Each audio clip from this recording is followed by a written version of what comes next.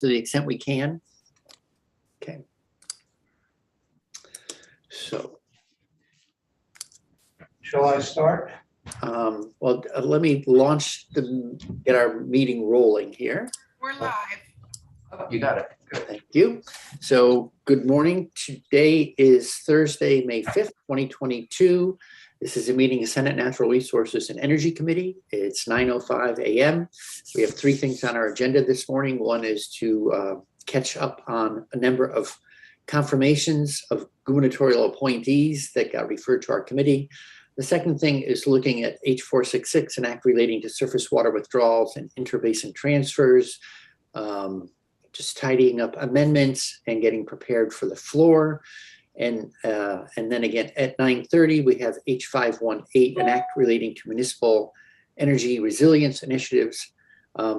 I've been working on amendment in response to requests for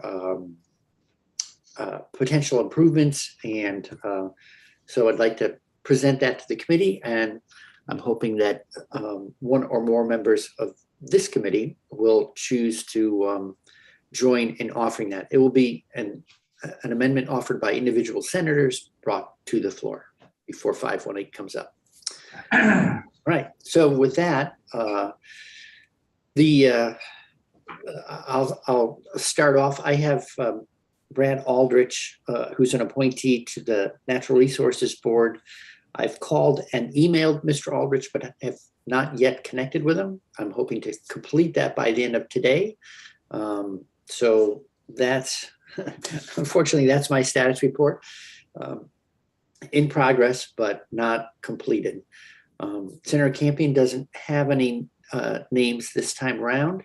And turning to you, Senator McCormick, I know you had the lion's share of these. I don't know if you've been able to reach any of your folks yet. I had 8 names to call. 2 of them I have left voicemail messages and sent emails and not heard back. But for the other 6, Denise Smith, this is for the Citizens Advisory.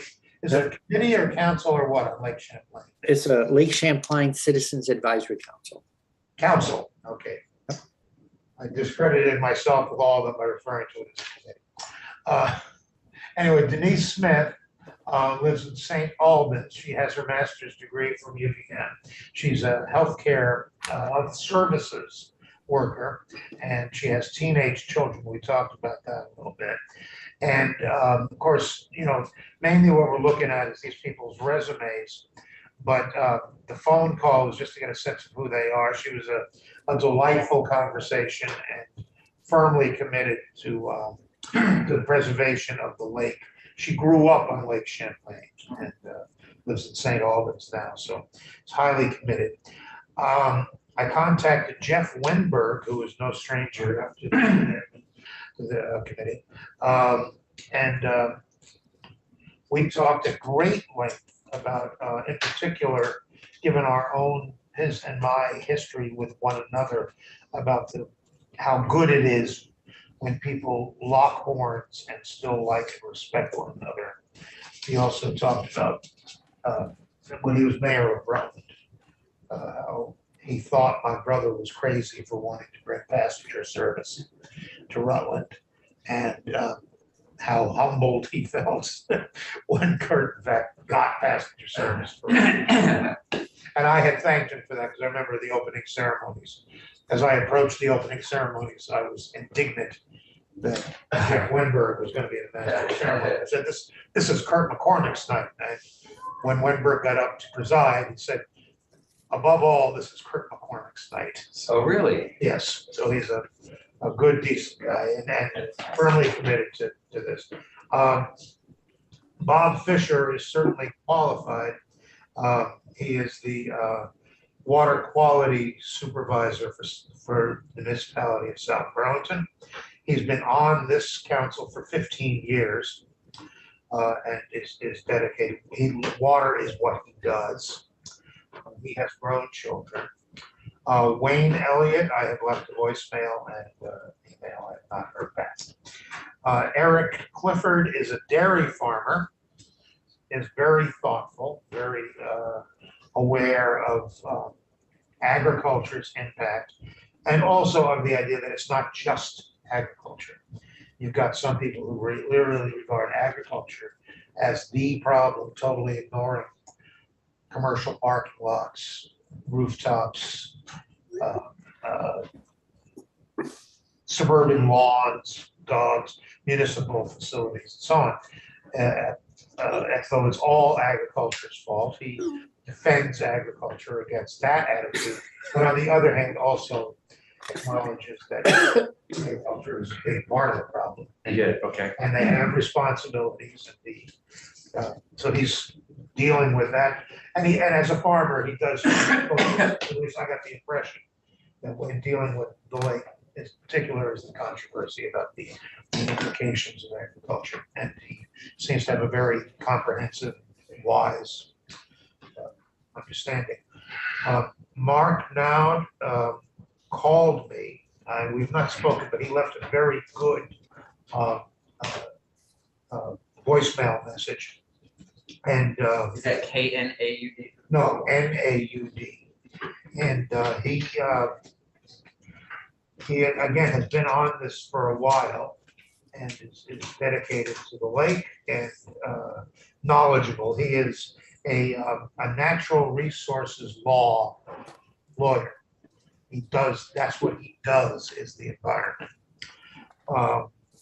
And then I saved for last Laurie Fisher, who I presume is known to the committee. She was, I don't know if she was the founder of the Friends of Lake Champlain. Oh, sure. But she's been the leader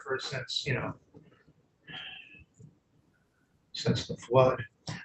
And she's a personal friend of mine. She has a long record that more than speaks for itself for dedication. Yeah. So I don't know what the committee wants to do about the folks I was not able to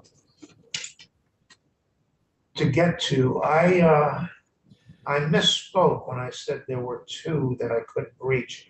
It's because I had not made a note on the paper about Mark Nowd, but he had indeed called. So there's really only one I did not reach, was Hillary Solomon. Otherwise, all of these, I think, made a good impression on me. Okay. Well, great. And I also misspoke. It's actually, I think I said council, and it is the Lake Champlain Citizens Advisory Committee. So you had it right from the get-go. Right. Okay.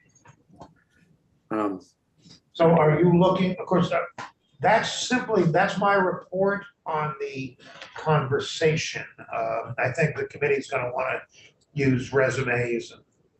No.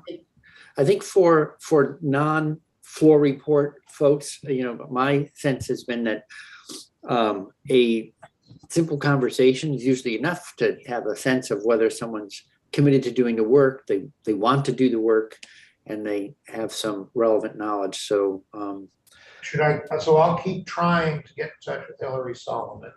okay, great. The chair welcome a motion. Yes, I think, and maybe we could move them as a group, the folks that you just walked us through. Okay, do you need the names again, or just the group I just walked through? If you could send those names to me, Senator McCormick, then I can put them in the record. Okay. I will do that. For sake of easy housekeeping, if you could just make the motion and read all the names into the record, that'd be great. Thank you. I move that the committee recommend the confirmation to the Citizens Advisory Committee on Lake Champlain, or the body similarly named. We recommend the confirmation of Denise Smith, Jeff Wenberg, Bob Fisher, Eric Clifford, Laurie Fisher, and Mark Nowd. Thank you. Any discussion? Okay, all those in favor, please signify by saying aye. Aye. Aye. Okay, so at the moment it's 302, and I think actually we don't report committee votes, so I don't know that we need to hold it open for Senator McDonald and Senator Westman, who is in a committee of conference this morning. We'll just put it in the, Yes. and when I said a few minutes ago that I misspoke then. I actually did miss two. Wayne Elliott and Hillary Solomon, and I'll continue to try to get in touch. Okay, great. And Jude, can you help me remember? We haven't done this for a little while. I think we walk a copy of the letter upstairs to the Senate Secretary's office. That's correct. And I think the person signs it, or puts a note on it, and that person's name will appear next to the person being nominated. So just because I'm remote, I'll go in tonight. I will put the folder with those letters Okay. somewhere where, who is going to bring it up to the secretary tomorrow? I think generally the person that's going to do the reporting. So since it's three of you, maybe Senator McCormick? Well, wait a minute, but Right. there's no actual report, is there? No, but No. you just need to bring the letters up and you need Right. to. Oh, yeah, okay, I'll Right, so great. So Jude, you'll have all the letters in one folder. We'll pick Yep. out which ones are ours and Yep. hand deliver them to the Senate Secretary's office. And thanks, Senator Campion, right? I think we just signed. Senator McDonald, we just voted as a block the 6 individuals that Denise Smith, Jeff Wenberg, Bob Fisher, Eric Clifford, Mark Node, Laurie Fisher to the Lake Champlain Citizens Advisory Committee. Would you like to participate in that confirmation? I would vote for all. I just got off the phone with, Jude gave me the phone numbers again, and I got off the phone with Eric Clifford, who said that Sarah McCormick had spoken with him yesterday. Yeah. So that one, and I have a phone message with James Dragon, and I believe I perhaps still have one person to call up because Eric Clifford had already been called and I was getting. Yes. I think your remaining person is Gary Moore, who is appointed to the Connecticut River Valley Control Commission. Okay. Okay, great. And do you have we have a number for him? We do. Please hold. Mr. Moore's number. You may not want to say it over. Oh, right. Okay. Just I'll just- email it. I'll text Okay. it to Senator McDonald. Yeah, thank you. My apologies. It was the old McDonald McCormick mix up again, which even McCormick and I mix up. Okay. Or should I say McDonald and I mix up? Not me, I never. All right. So there, Senator McDonald, I just texted you the name and number. Thank you. Okay, great. All right, so back to our regularly scheduled programming.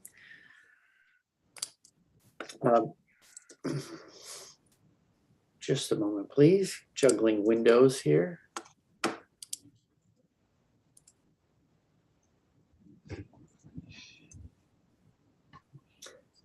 So thank you, everyone. I think that means we have a few more to chase down. If people, I'm hoping I connect with my individual this later today so that by close of business tomorrow, we have all ours turned in.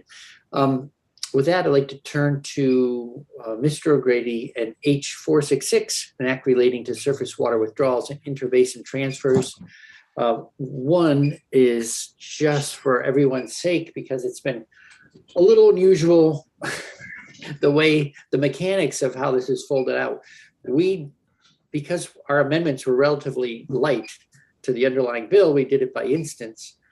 And then downstream of us, Senate Agriculture did a strike all. So it's a little unusual to follow the way the reporting folds out. And then I think, Mr. O'Grady, you had found a couple technical things that needed to be caught up. So I would like to actually turn it over to you, Mr. O'Grady, to do two things at least. One is to just walk through briefly again, the Ag Committee's amendment so that we can take a formal committee position on it and as well as understand it. And then two, maybe you can help sort out the scripting of the various pieces that are all going to come up on the floor today with us.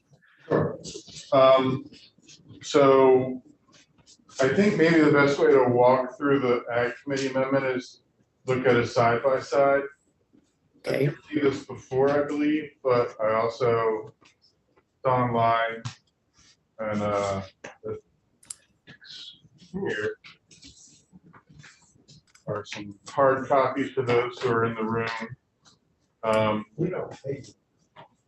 So you will see that most of the Senate Natural Resources proposal of amendment remains intact.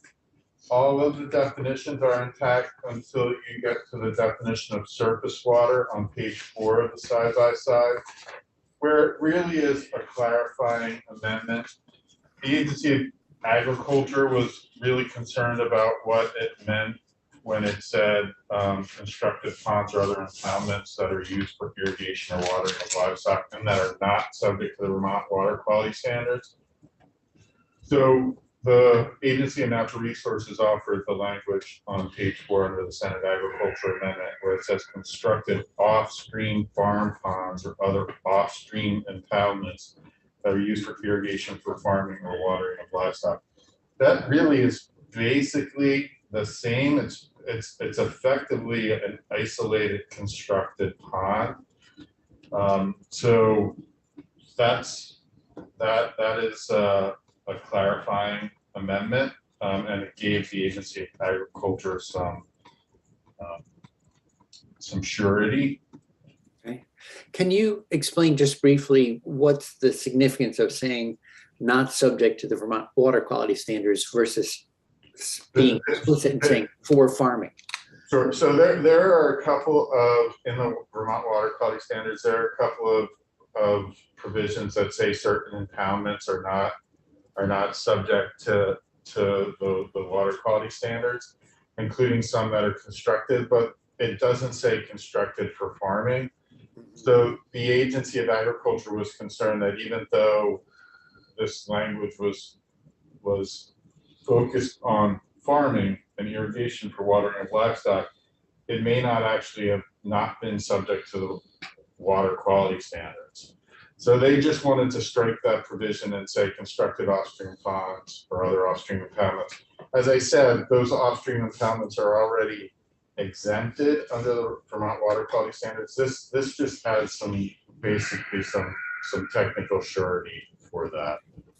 They're already exempted. Right. This is just. Right. I mean, there is an interpretation that they are not. So this means they're off-stream, so they're not, there's no inflow or outflow to them, to any navigable water, and they're constructed, so they're not natural, and they're used specifically for irrigation or watering of livestock.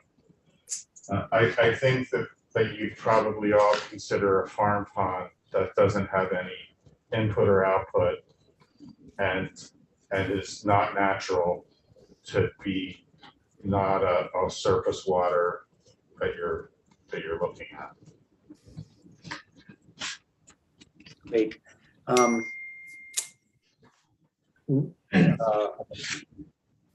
Senator McCormick, any other questions? Because you're a reporter, I don't want us to move on before you're all set. I'm trying to anticipate a question. Where does the water come from for It comes from groundwater. from groundwater, which is regulated differently? It's just regulated differently, and it would be exempt for farming anyway. Okay.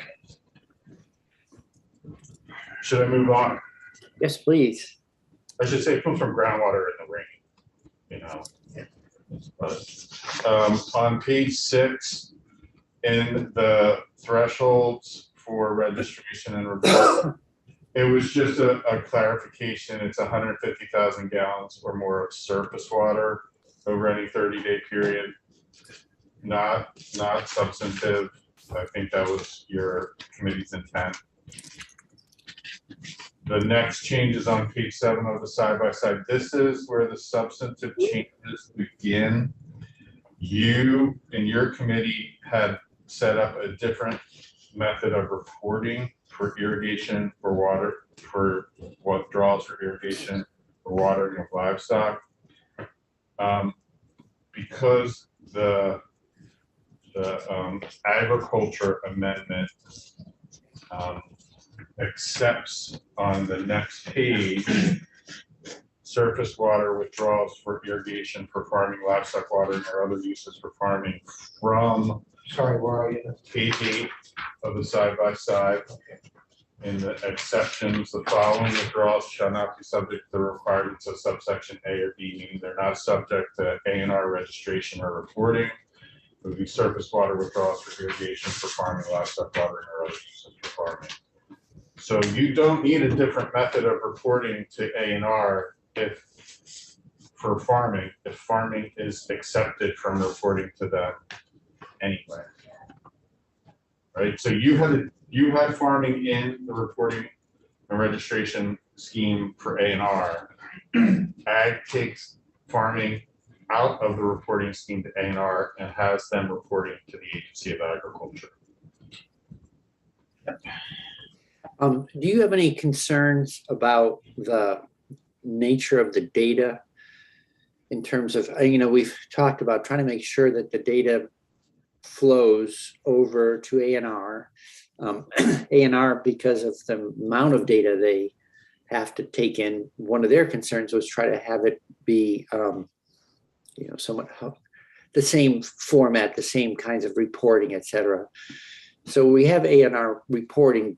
Do you know if you have any confidence that Ag's version of collecting data will be compatible with what A&R needs in order to create the comprehensive inventory? Well, what they need to report is the same for each agency. They need to, well, not exactly the same. The farmers get to provide an estimate. Yeah. Where if you're over 50 in the A&R program, you have to provide meter data. The farmers get to just provide an estimate if they would be over 50.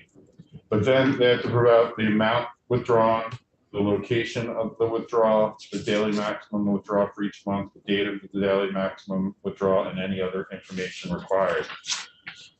So that's the same underneath both programs. Now, does that mean they're going to get the same information, or will they have the same form? They should consult with each other on that. And I say should because they don't always. Okay, well, I'd say we're setting it up as well as we can.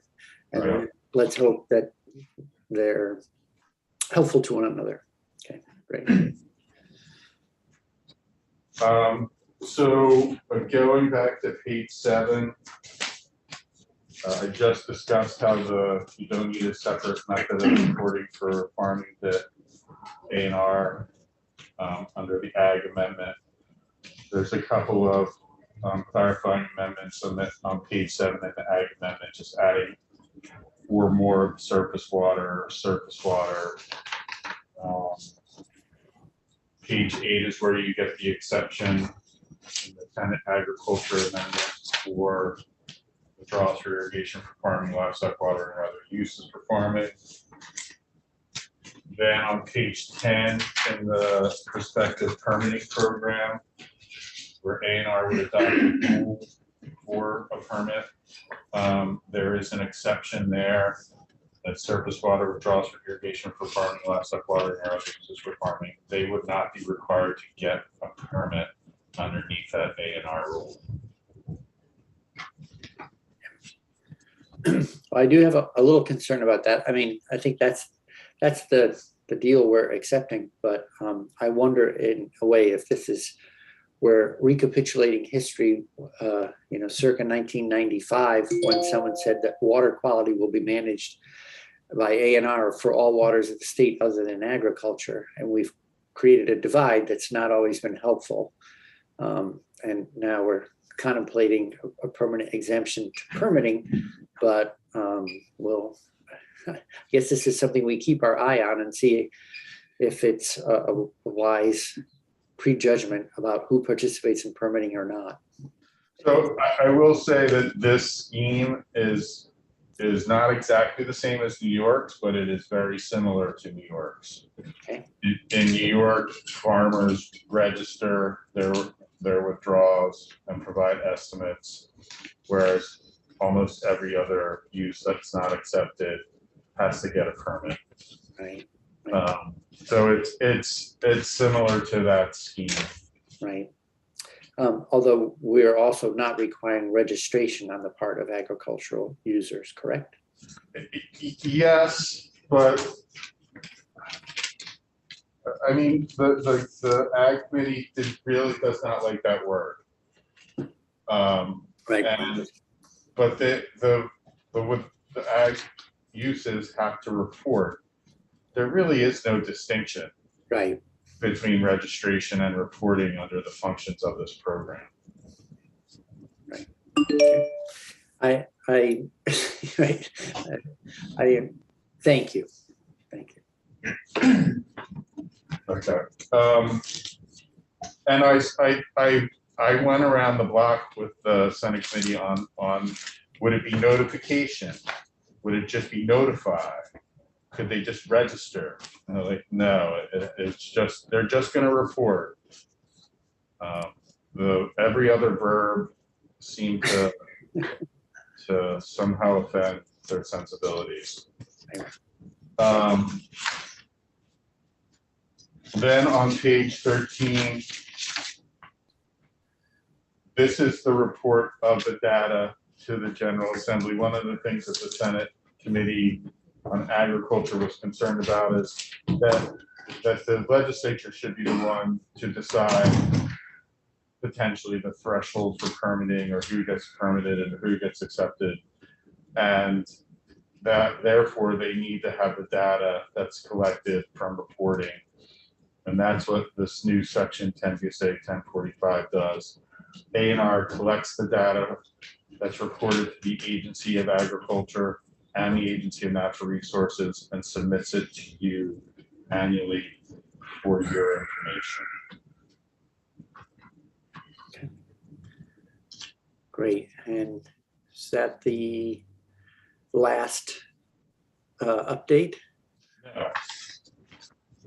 No. Page 15, this is the new section that's added in where surface water withdrawals for irrigation, livestock watering, or other farming uses report to the Agency of Agriculture. You will see that beginning on January 15, 2023, and annually thereafter, any person who withdrew 10,000 gallons or more of surface water within a 24-hour period in the preceding calendar year, or 150,000 gallons or more of surface water over any 30-day period in the preceding calendar year shall file a report with the Agency of Agriculture. The report includes all that information we talked about earlier, an estimate of the total amount, location, daily maximum, date of each daily maximum, and any other information. And then last, there is a subsection that requires the Agency of Agriculture to share the information they receive with the Agency of Natural Resources for the purposes of that report to the General Assembly I just summarized. Okay, great. And then a section that was in your bill that is not in, or in your report that is not in the Committee on Agriculture's report is the public input and outreach requirement for A&R prior to rulemaking. That was not something the committee made an affirmative decision on. Frankly, that was probably just my drafting and my leaving that section out. And that is, I wouldn't place blame on the committee for that. You can throw me under the bus for that coming out. Okay, so for today's second reading, so let's pause and have a discussion on this. I would think it would be still be a positive thing to have because of the sensitivity around water to have that public engagement process. And we could bring that as an amendment prior to third reading. If there's not, because I think we're up today actually. So, is the committee interested in maintaining that section of our original bill, section 4A? That was the last section Mr. O'Grady just referred to. Sorry, I had to step out and see Secretary Bloomer. So if we would maintain our section 4A. Right. So it reads, the Secretary of Natural Resources shall conduct public input and outreach with interested parties prior to initiating formal rulemaking pursuant to the Administrative Procedures Act for surface water withdrawals that's set forth in the section. Public input and outreach shall include an opportunity for interested parties to comment on a I draft see it. rule. Thank you. Yes. So, Mr. Chairman, I was not able to find that provision in the ag strike all. Right. And since it's a strike all, then the fact, the amendment we were planning was to amend our version of the bill. So, Mr. O'Grady, at my request, has prepared an amendment to the Ag Committee's version. What I'm anticipating doing is withdrawing all of our amendments because they deal with the same sections, the same issues as will be dealt with by Ag. Right. They will do their amendment, and then I would add this as an amendment to their version. And it's the same language that we have in our bill. Okay. Does it include that 4A that we just went over? Well, it identifies, it creates a new section, but it would not be 4A now, it would be section 5A. It's identified differently. The site is different, but it's the same language.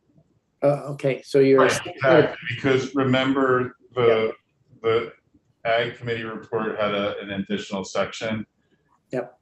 In their A&R, because they had the A&R report. It's just moving the 4A to 5A, and it's the same exact language. all right. Thank you. Sorry, I misunderstood. Thanks for picking that up and taking care of it. And they didn't take it out because it wasn't there. This was to be introduced as an amendment. Okay. All right. And So- then there are two other technical amendments. I had tried to fix them. I had noticed this early in the process in your committee, and Jordan Gonda and I had tried to come up with a solution, but somehow it didn't happen. And then I got the Senate Secretary to make a change, but it wasn't as clear as it could have been in what the Senate Secretary changed. He was So very, what would you suggest? I don't blame him. But it's just that there needs to be citation changes. Okay. Changes to some citations. Is this something you have ready and we should bring to the floor today, or something we could do before third reading? What's your recommendation? I prepared it as part of Senator McCormick's amendment. One-stop shopping. All right, perfect. You want to tell us what those citations are, just so we're up to speed? Sure. So working off the side-by-side again in the Senate Agriculture Amendment, you can go to page 5. And it doesn't really show here, but this is where the Senate Secretary made a change. It's under 1041, subsection A. It says withdrawals that are consistent with section 1001 and chapter 47 of this title. Yep. I asked that be changed to section 1001 of this chapter and chapter 47 of this title, and it somehow got changed to consistent with section 1001 and chapter 41 of this title. I see. And so it really it should be section 1001 of this chapter and chapter 47 of this title. The chapter 41 change is in section 2, 1253. This is the language that you adopted last year requiring Clean Water Act 401 certifications to certify compliance with state law. And that, that currently reads for activities subject to regulation under chapter 47, subchapter 4 of this title. That's wrong. It should be chapter 41, subchapter 4 of this title. This is the one that Jordan and I identified as speeding the change from chapter 47 to chapter 41. But it just, it didn't get made. That's on me, not getting it made. But it's in the amendment that Senator McCormick has in hand. It's in the amendment. And basically you can say that these are all Scrivener's errors. You can even say that the Senate Secretary tried to fix one, but legislative council wasn't clear enough in his request. Great. And All right. That's really all you need to say. Right. So sounds good. So we have two things we need to do. One is to take a formal committee position, straw poll really. What's the committee's position on the Senate Agriculture Committee's proposal of amendment? So is there any further discussion about that, or are people ready to yay or nay? Okay, so all those in favor of treating the Senate Ag Committees as a friendly amendment, please say yes. Yes.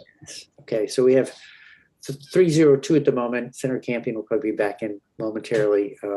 So I'll be able to report that. And then Senator McCormick, do you have any other procedural stuff you want to get squared away on before we go on to one other bill? I'm thinking on this last amendment, our amendment, of doing it a third reading. And my thinking is this, that this presentation is already going to be complicated. In that I'm going to be reporting a bill that then we're never going to ask to have passed. And I'm going to be withdrawing amendments that are in the calendar. Have you talked to Senate Secretary Bloomer about that? No. Oh, yes, we haven't really decided exactly that. Because I thought originally he was going to just let you guys fight it out over who's going to do who's amendment controlled. But then he's like, no, you get to do your report, and then they get to do their report, and their report kind of subsumes your report. Yeah. So you don't necessarily need to withdraw anything. Even the amendments? Even those instance by instance amendments, because you vote to do your amendments and the bill is amended. Well, I thought we would not vote to do our amendment because we're not supposed to undo an act just taken. There's got to be a shortcut here. The shortcut is that I withdraw the amendment. And there's, Okay. for some people, the ins and outs of this procedural quandary would be an exciting adventure. For most people, It's annoying, it's gonna be annoying.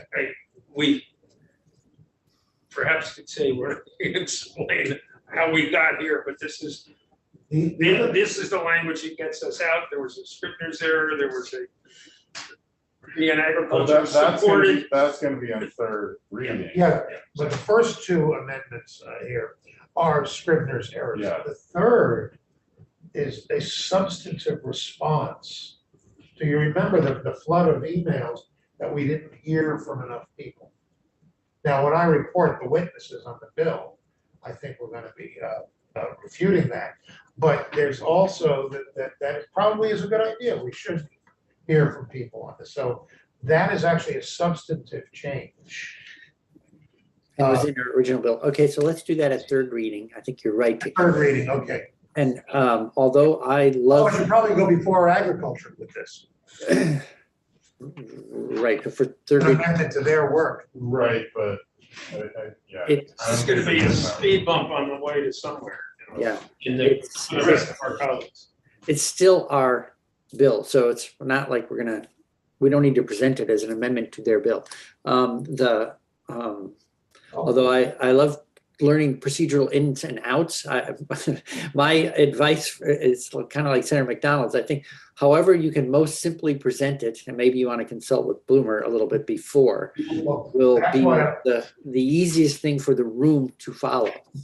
That's why I think doing this one at third reading. Right, so the We've lead-in, got enough on the agenda. right, the lead-in language would change things, because you would know, because at second reading, you adopt the bill, right? And then what you'd be amending is the recommendation of to the House on the bill, not the report of the Committee on Agriculture. And I know if the Senate accepts Right, if the the Senate, ag amendment, then that's the bill. right, that's what I'm saying, the Oh. lead-in language of that we need to change, because that is amending the report Oh, okay. of the Committee on Agriculture, because that's what you need to do at second reading. Right, Oh, here's the man. here's the man. Here's the man. We all do. We're talking about the process for Trying to four avoid talking. sixty-six. Come in, Try John. to avoid talking at length on the floor. That's what we're doing. So the way we've teed it up, if you guys agree, is that there is a report from Natural Resources, which would report the bill and report the amendments. Then we would recognize the reporter from Agriculture, and they would report their version of the bill, which we have teed up as a further proposal of amendment, meaning that the rules require us to kind of go from the first committee to the second committee. And so rather than getting the voting a little squirrely or having the natural resource withdraw their amendment, then it kind of gets weird. We had them do striking out your four instances and the underlying bill and inserting in lieu thereof. So the first question would be, shall the report of the Committee on Natural Resources be amended as recommended by the Committee on Ag? If That's the first question. That's the first question. If it's adopted, I think there's another amendment on the calendar, but assuming, not worry about that one yet. The next question would be, shall the report of the Committee on Natural Resources as amended be adopted? It's like when a pros does something. Yeah, and then the third question would be, shall the bill be read a third time? My understanding is there may or may not be another amendment on one of the instances, and that could probably be done after the ag report's adopted, and it would still be considered part of the natural resources report. So you'd amend the natural resources report with that one little instance, and then I heard that I actually only stopped in because probably people are watching, but I just heard that They're watching. yes, the Natural Resources Committee was Good morning, having a problem with the ag Secretary report, and so I was just stopping in to see what the status was. Yeah, thanks. We're not. We're having a question as to how best to present it without being so confusing that our colleagues get angry with us. So that's the way we teed it up. And then if there's another amendment, and especially if it comes from all the members of the committee, we would probably just amend the report from Natural Resources further before it's adopted. I had thought that we would introduce that other amendment at third reading, just simply because this is a sort of complicated thing going on as it is. I don't want to put in another complication. What is your next amendment? There had been a lot of complaint about, and it wasn't true, but that we rushed the bill without hearing from them. The list of witnesses refused that. But in any case, we have been asked to put in, we have an amendment to direct the Secretary of Natural Resources to have public input. Are you all set with me then? So we're all set, so I can go back up and prepare. Thank you, Secretary Bloomer. Thank you, Mr. Chair. Okay, so I'll use the third read, so I'm gonna forget this exists. Oh, I can, you want me to? Well, no, because it has to be rewritten, because this was an amendment to the Senate, to the Natural Resources version. Okay. So my vote So we'll, yeah, and would be as this. you'll report it however you wish. I don't think that we need to say that there were criticisms of something. I'm not sure what it was. We always had a provision related to public engagement. I would just stick Yes, we with, did, this was a guarantee. it's just restoring something that got dropped. And I'll bring it upstairs, so. Yeah. as soon as you- Great. Copy that, the better. So thank you, Mr. O'Grady. Senator McCormick, all set? As said as I'm gonna be, I guess. And Senator Yes. Pearson. good morning. Hey, So- I just came to find counsel, so it was dumb luck that I came in here, but to me, Dick, you're just doing what you guys did, and then I'll describe the tweak. And I'm glad to describe why it was, strike all, just for ease. And so we're sort of proposing to build on your work. Okay, well, the thing is, you're doing a strike all, so you should speak to the entire text. Yeah, but I need you to talk about what you've done, because. Yeah. And then I'll just say, here's what we're doing. It's a strike all for ease. Mike, I'm gonna refer any question back to you. Thank you for your patience and your wisdom. If you're headed out, we understand you got things to do. Instead of just hanging out with us. Thank you, Michael. I thought that you guys were done. Yep. Well, we I have think we an are. amendment. We have an amendment to look at briefly. So All I right, think it may be on Jude's desk, or maybe Senator Campion already picked it up. It's on H518. Yeah, I have it right here. Okay, so I wanted to just go over that with committee members, and this will be offered. Thanks, Senator Pearson. So, Senator Pearson, you just so while we're doing this formally, you would like to be on the amendment, correct? yeah, I mean, if it suits your needs, I don't need to be, but I'd be. No, I think it's good to have finance and natural on the same amendment. Great, thanks. Thank you. So committee, we had talked in 518, the municipal bills, finding a way to, Senator McDonald asked me about it. Could we rethink a little bit? So I went back to the drawing board. The basic change is that we acknowledge upfront in the design and analysis, the design phase on these municipal grants. Yes, you can look at including fossil fuel as part of the overall solution, but it can't be the primary heat source. So we get it that you want to do a one-time integrated engineering plan for the site. The grants, however, can only be made for the renewable and electric appliances and features. Well, in terms of appliances, they can also be made for weatherization, et cetera, et cetera, et cetera. But in terms of equipment purchase, that would be the distinction. So I would say in the end, what it means is if you're doing a mixed retrofit of a public space, you might well have heat pumps. You might well be improving the oil boiler that was already there. The grants will help on everything other than the upgrade to the oil boiler. That would still be on the town's nickel. Then again, we're putting money into the thing that we already recognize is perhaps almost always, I would say, more costly, at least in terms of upfront costs, than just upgrading a boiler. So it covers both things. The grants go to the renewable energy components and the energy savings components. The plan can allow for fossil fuels, but won't fund those. So that addresses the concerns on both sides. Practically speaking, sometimes you can't just do it with cold climate heat pumps only. From a more climate-oriented point of view, why would we want to put money into investments that might run for 20, 25, 30 years that will continue to burn fossil fuels? So we're trying to have a balanced position between both camps. And I'm hoping that for individuals in this room that might strike the balance. That sounds great. So I'd be looking for additional sponsors of the amendment, which will be brought by individual senators to the floor. So really, I'm just asking, would anyone like to sign on to this amendment at this point? Yes, please. Okay, Senator McCormick?